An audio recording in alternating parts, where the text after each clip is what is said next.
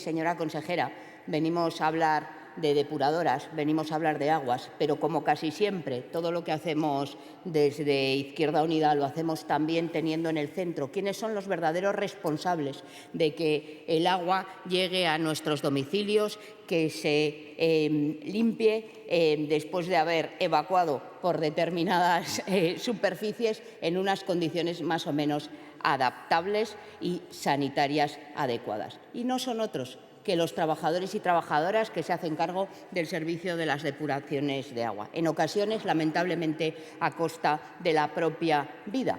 Y lo digo así porque queríamos hablar no solo de aguas, sino también de residuos. Y es verdad que las privatizaciones cuestan vidas. Lo barato sale caro, señora consejera. Y mire, le digo que lo barato sale caro, sabe que me gustan los dichos populares, porque muchas veces llevan razón. Es verdad, me dirá luego seguro otro que lo contravendrá, pero cada uno coge en ese sentido el que le conviene en cada momento. Y este es un dicho popular que es muy adecuado, porque presumir, mire, esto no es cosa suya, es del anterior Gobierno, presumir de un ahorro de 14 millones de euros en la adjudicación del contrato de depuradoras de nuestra comunidad, a mí me pone los pelos de punta. Y me pone los pelos de punta porque hay ya mucha tradición, hay mucho conocimiento de lo que supone abaratar costes en las privatizaciones. Es decir, que sale muy caro lo público y muy barato lo privado. Es lanzar un mensaje de que da igual cómo se prestan los servicios, de que da igual cuál sea la situación de precariedad de los trabajadores y trabajadoras, o que estemos hablando del segundo sector de todo el país con mayor siniestralidad laboral con resultado de muerte. Y a pesar de ello, habiendo un concurso que con un precio de licitación de 65 millones de euros se ahorraron en su adjudicación en 14 millones de euros. Y aquí es donde le compete a usted, porque es verdad que la adjudicación vino contra nuestra posición y ustedes lo saben, que defendíamos la gestión pública de ese servicio, pero también es verdad que le toca a ustedes gestionarlo. Y también es verdad que no les pilla de nuevas, porque lo que hicieron los señores del Partido Socialista o las señoras del Partido Socialista no fue otra cosa que lo mismo que venían ustedes haciendo durante 24 años, privatizar y empeorar las condiciones de un servicio público tan esencial como es el de las depuradoras o el del tratamiento de los residuos. Y en ese sentido, lo que nosotros queremos plantearle es que miren ustedes, analicen ustedes si no nos sale más rentable pagar más, gestionarlo desde lo público, que ahorrar supuestamente en la adjudicación. ¿Sabe cuántas bombas hay en los servicios de las depuradoras, por ejemplo, de Logroño? 5.000. 5.000 bombas. ¿Sabe cada cuánto tiempo se tiene que reparar en unas bombas que tienen piezas obsoletas? Estamos hablando, además, de depuración de agua que en muchas ocasiones tienen elementos corrosivos. ¿Y sabe usted lo que ocurre con esas bombas cuando hay que repararlas? Que lejos de comprar piezas nuevas que sustituyen esas piezas deterioradas, lo que se hace en muchas ocasiones es coger la pieza que me falta de otra bomba, que también está en funcionamiento, dejar 2.000 en situaciones óptimas y 2.000 en situaciones no tan óptimas, y en definitiva eso incide directamente sobre la calidad de las aguas y sobre la calidad también del aire. Usted sabe que en la depuración de aguas también se vierten residuos al exterior. Y son ustedes tan hábiles que incluso introducen cláusulas sociales con efectos perversos, ¿no? Porque, mire, se introdujeron en este ámbito unas cláusulas sociales en el ámbito de la adjudicación de este contrato que incluía las cláusulas medioambientales.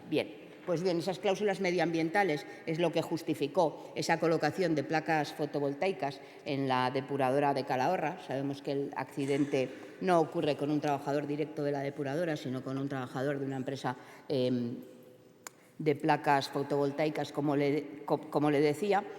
Y lo que no sabemos es por qué, si inicialmente estaba previsto que esas placas se colocaran en el suelo, por qué acabaron colocándose en altura y por qué no se hizo el estudio necesario para garantizar que aguantaba el techo esa altura esa colocación de placas. Miren, señora León, no se trata de demagogia, no se trata de echar culpas, pero los accidentes hay que analizarlos y hay que saber por qué pasan.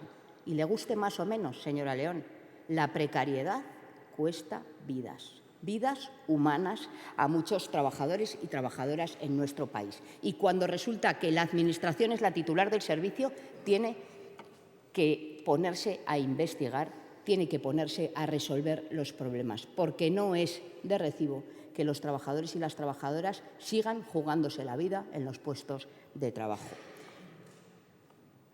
Pero veníamos a hablar de depuradoras y veníamos a hablar de qué van a hacer ustedes como titulares del Consorcio de Aguas y Residuos de nuestra comunidad para controlar el cumplimiento de los pliegos de condiciones. Porque, mire, podría estar muy bien. Ese ahorro de 14 millones de euros podría ser beneficioso para las arcas públicas y, en consecuencia, para todos los recursos de los riojanos y de las riojanas.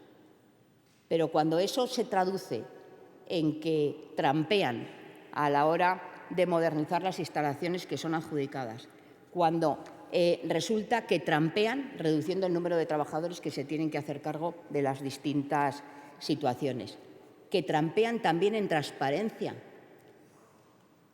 Señora Manzanos, ya sabe usted que pidieron los trabajadores, los representantes de los trabajadores, pidieron el acceso a los pliegos de condiciones y estaba más del 60% tachado por la confidencialidad. Esa es de la transparencia de la que ustedes adolecen. Pero es que además, señora Manzanos, llegan allí, van al consorcio, miran los pliegos, no aparecen, se lo piden al Gobierno de La Rioja, el Gobierno de La Rioja lo deriva al consorcio, o cada vez que un delegado de los trabajadores de este ámbito va al Consorcio de Aguas y Residuos, automáticamente recibe presiones por parte de la empresa adjudicataria. ¿Sabe el número de sanciones que están en los tribunales como consecuencia de las presiones que los trabajadores y las trabajadoras en ese sector están recibiendo? ¿Sabe usted el número de bajas que hay en esos puestos de trabajo como consecuencia de estrés o de depresión? ¿Lo sabe usted? Le convendría. Y, sobre todo, ¿le sabe usted que eso sí le compete a usted? ¿Sabe usted si los están sustituyendo o no? Pues le digo que no. Mire, nuestra Constitución habla de que los trabajadores y las trabajadoras tienen que ser escuchados también a la hora de la definición de los proyectos de las empresas. Esa es una de la parte de la Constitución de las que ustedes se olvidan siempre. Porque, señor Bengoa, nosotros no vamos contra los ricos. Nosotros, claro que queremos acabar con la pobreza. Y esto pasa porque los ricos, los que se están enriqueciendo a costa de la plusvalía de los trabajadores y trabajadoras, contribuyan, en base a un sistema fiscal justo y progresivo, a sostener una sociedad más justa. Eso sí acabaría, señor Bengoa, con la pobreza. Lo que no acaba con la pobreza, desde luego, es darle más privilegios fiscales a los que van a heredar más de 400.000 euros en nuestra comunidad. Eso no acaba, desde luego, con los privilegios. En ese sentido, ¿qué van a hacer ustedes? Ya sé que tenemos 4 años de contrato, pero ¿qué van a hacer ustedes cuando acaben esos 4 años? ¿Y cómo van a controlar que se dan una situación de condiciones laborales dignas para los derechos de los trabajadores y trabajadoras, que no son presionados, que no se vulnera la libertad sindical, que no se hacen excesos de jornadas en ámbitos tan complicados? ¿Cómo van a ustedes a controlar que la maquinaria que opera y que está obsoleta, se lo digo yo, señora Manzanos, porque me lo dicen los trabajadores y trabajadoras que van allí en el día a día, cómo van a hacer que eso se sustituya y esté en unas condiciones dignas para que los vertidos que se produzcan en el ámbito del agua, pero también en el del aire, usted sabe que también se vierte al aire, estén, desde luego, en las condiciones más óptimas, para que no haya filtraciones de microorganismos que pueden alterar a la salud de todos los riojanos y de todas las riojanas. Mire, los trabajadores de las depuradoras hacen una broma. 177 depuradoras, 160 trabajadores. No toca ni a un trabajador por depuradora. Muchas gracias. Para turno de réplica de la señora Moreno, tiene la palabra por tiempo máximo de 5 minutos. Iba a ir de dichos populares, señora consejera. Nadie da duros a 4 pesetas. ¿Sabe? Cuando dice que nos ahorramos mucho dinero, o que somos de los sitios donde menos coste económico tiene la depuración, bueno, pues igual hay que ver qué es lo que está pasando, porque, mire, esto no se trata de una cuestión ideológica. Mire, el debate sobre privatización o gestión pública de los servicios públicos, claro que tiene que ver con un modelo o con un pensamiento ideológico, pero desde luego yo no discuto que ustedes analizan qué es lo más rentable, pero le garantizo que nosotras también. Otra cosa es que nosotros atendamos a unos criterios a los que ustedes no hacen ni caso alguno, porque ustedes miran cuál es el coste que tiene y dicen es más barato. Ustedes no tienen ni tan siquiera los análisis de las aguas residuales que luego, una vez depuradas, vuelven a los campos de nuestra comunidad, ¿verdad? O bueno, ustedes igual los tienen, no sé si los ha mirado o no, seguramente luego me lo podrá responder, pero desde luego los delegados de los trabajadores, los sindicatos mayoritarios en el sector han pedido esos análisis y les han sido denegados vez tras vez. Cuando usted dice que la privatización es una gestión más eficaz, entiendo que se refiere aquí.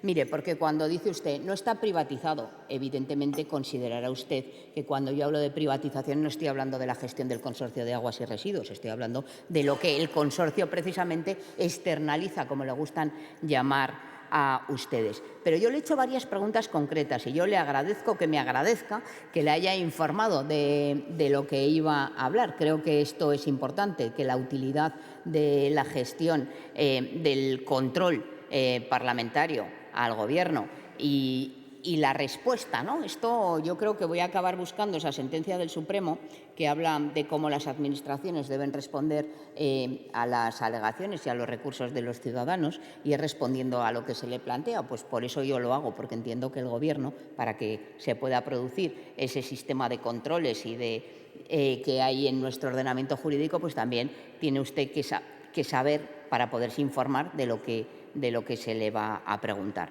Por lo tanto, yo le agradezco que él me lo agradezca, porque además intenta hablar de lo que queremos que se hable, no como su compañero de Gobierno, que decide hablar de lo que quiera a pesar de que había sido informado de lo que se iba a hablar.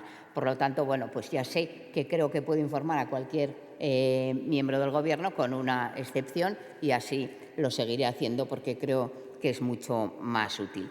Pero de fondo, usted, de lo que le he preguntado, me ha contestado muy poco. Dice, usted parece que estaba interpelando al Gobierno anterior. No, yo me pongo la venda ya de antemano, porque como sé que usted iba a decir que era culpa del Gobierno anterior, y yo vengo a preguntarle, y he sido bastante concreta en las preguntas, ¿qué mecanismos de control, qué controles están realmente efectuando ustedes de que esté el número total de trabajadores que tiene que haber en esas adjudicaciones? ¿Qué controles están efectuando que efectivamente la formación, que es como una cláusula, como una condición, o sea, una cláusula social que se incorporó, que tenía que darse una formación especializada, qué controles están ustedes efectuando para que esa formación especializada a los trabajadores y trabajadoras del sector se efectúen?